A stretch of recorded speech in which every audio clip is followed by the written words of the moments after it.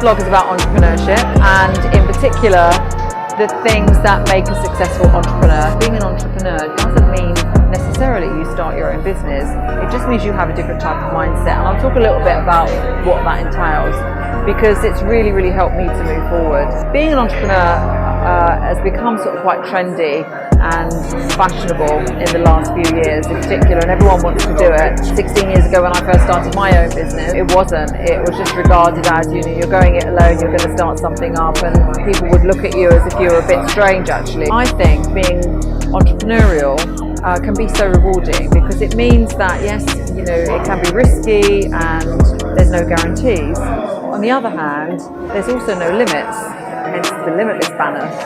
There's no end to what it is you can do. You can look at something and make a difference. Now, how do you become successful as an entrepreneur? Well, obviously there are certain traits that you need to have. So you need to be a self-starter, you need to have a lot of energy and be resilient and overcome challenges. But besides that, you need to learn stuff. As a successful entrepreneur, you have to always be learning. No one knows everything. It doesn't matter what your background is, how long you've been in business, there are always more things to learn. So where I've been this morning, just as an example, is at an event that Goldman Sachs have held to talk to the local MP there, who is a guy called Mark Field, Right Honourable Mark Field. The reason I was invited to that event, in 2013 I went on a programme that Goldman Sachs held, and it was for small businesses to help them get to that next level, and it was the most amazing program. They challenged you as a business owner to say, well, what are your growth goals and how are you going to achieve them? And when I was asked that question, weirdly, it's not something I'd really considered. I'd had my own business for 10 years and it had sort of plateaued, and it had become a really good lifestyle business, but it wasn't really sort of going in the direction where it could be a self-sufficient, thriving entity that would make a difference without me having to be there night and day. And so when they asked me that question, I started to think, what could we do here with this business? How can we make a difference? And it made me realise there were no limits, and once I was clear on what we could do and I started to dare to be more ambitious, they then helped me to really put a great structure in place to achieve those growth goals. And since then, the business has vastly outperformed those initial growth goals. And it just shows that with a bit of structure and help from large corporates, that you can really transform a small business, an owner-operated business, into something that is self-sufficient and a thriving entity. And that's just one example of what I mean when I say always be learning. As many of you know on my Instagram, I've been to so many different events run by the likes of Tony Robbins. I've been all over the world on those types of programs. I've been very open to different ways of thinking. I've been to other things. I went to a holistic weekend this time last year where I actually started to learn more about astrology and the spiritual side of being, and how that can impact business performance. I think that is so key. That is probably the key. You don't have to be the most educated, have the greatest intellect, fittest or anything like that. You just have to be always learning and have an open mind. And I think that's the definition of entrepreneurial. It is actually being open to thinking about new things in new ways, and also then being driven to implement what you've learned. So I've just been to, in Soho, I've been to Pour A Young Fine Chocolates, and I met James Cronin, who's the managing director of this business, when I was on the Goldman Sachs program in 2013. He and I got on like a house on fire. Such a lovely guy, very clever, very entrepreneurial, but self-deprecating as well. He never talks about his business achievements, and yet he owns 6 or 7 companies and he's sold them and started them. It's really great. But this particular company is such fun. They make the most phenomenal chocolates. The actual chocolatier is Paul A. Young. Goldman Sachs held a round table there just now, and we all sat down just now in the workspace in the kitchen.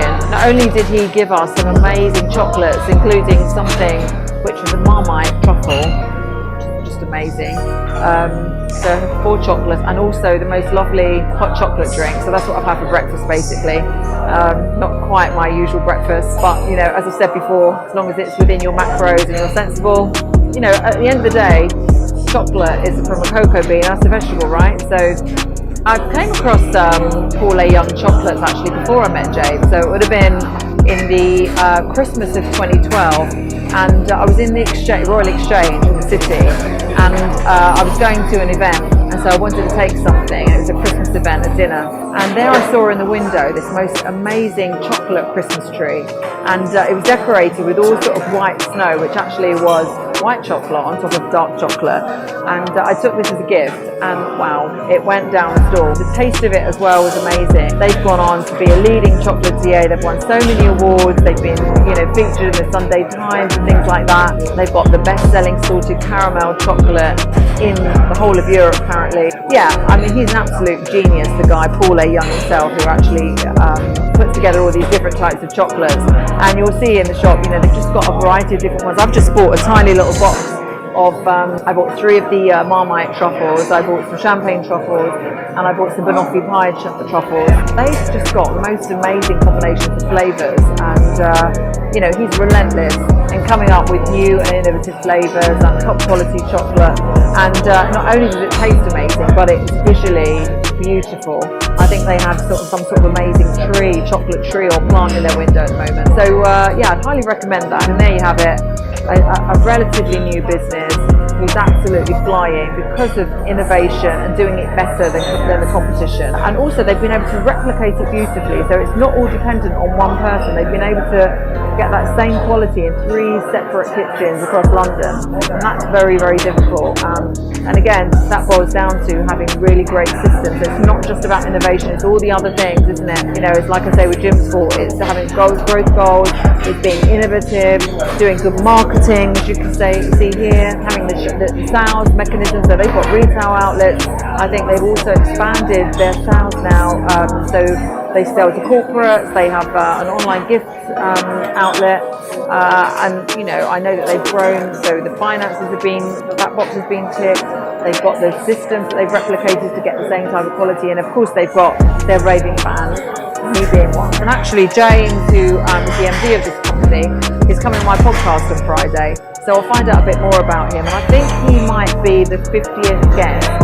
So we'll probably put something together about all the different podcast guests, because they're fascinating. They're all high flyers in their own field, but none of them were destined for greatness at the beginning. Time and time again, you find that someone starts, they've got, like we all do, hang-ups about maybe they weren't good at this, they weren't good at that, they weren't sure what they wanted to do, and they meander around for a bit. And then they find themselves in a position where they can bring together what they've discovered they're good at, what they enjoy, and then bring that together with opportunity, and bang, their career takes off. He's coming in on Friday, and I think he's going to be the 50th guest, and so we can bring that all together in sort of the Power 50 of the I Want to Be a podcast. So I'm excited about that. Yeah, it's very interesting when you meet different people and you find out that, they weren't always like they are now. And I always think that, when I talk to people about their careers, is that you get yourself role models, but make sure that you then research into what their history was. And you can sometimes see it on LinkedIn, or you can ask them, and you will then see that there is inevitably a series of challenges that they've overcome and a series of sort of twists and turns that their career's taken. And I think that's really inspiring, because it makes you realise that you can do anything that you want to do. Just got to get clear on what that is, and then work your way there. And it doesn't have to be overnight, and you don't need to really make a final decision about what it is you want to do by forever. Just that next step, and things always work out. When you look back, you can join all the dots up and see why you got to where you are.